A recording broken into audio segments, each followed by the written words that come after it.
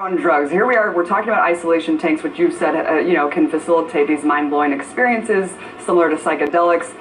Speaking of all the drugs that are legal versus illegal, really shocking, 50% of federal inmates right now are incarcerated for drug-related charges, yet drug abuse in the country is at an all-time high.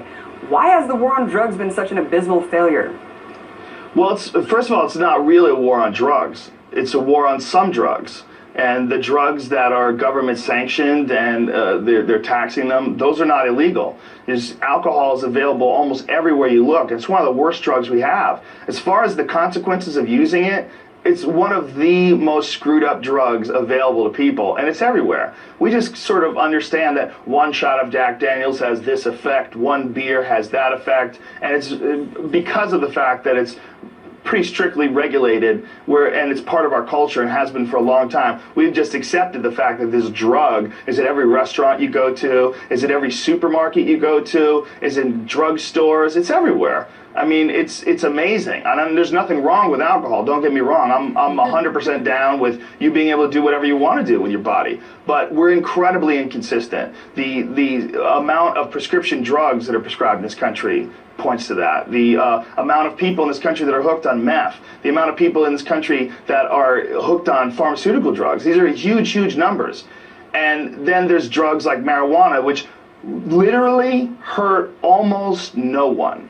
And my point of view has always been, if marijuana turns your life into a loser, it's just because marijuana got there first. Like, you really had issues. If pot is what does you in, I mean, it could have been anything. It could have been gambling, cheeseburgers, scratch tickets, masturbation. You might just be a crazy person. I don't really believe that marijuana is a bad thing. I think marijuana is a tool, and it can be used like any other tool, like a hammer. You can build a house with it, or you can hit yourself in the privates if you're crazy. You can do whatever you want. And it doesn't mean that we should get rid of hammers, and it doesn't mean we should get rid of pot either. I think for a lot of people, pot is incredibly beneficial. It's incredibly beneficial medically. It's incredibly beneficial for people's personalities. It helps them relax and unwind and be a little bit more sensitive and be a little kinder to each other. It makes sex feel better. It makes food taste better. It's an incredible plant. It's an alien plant. It's not unlike any other plant that exists on this planet as far as the amount of good that you get from one thing. You can make buildings with it.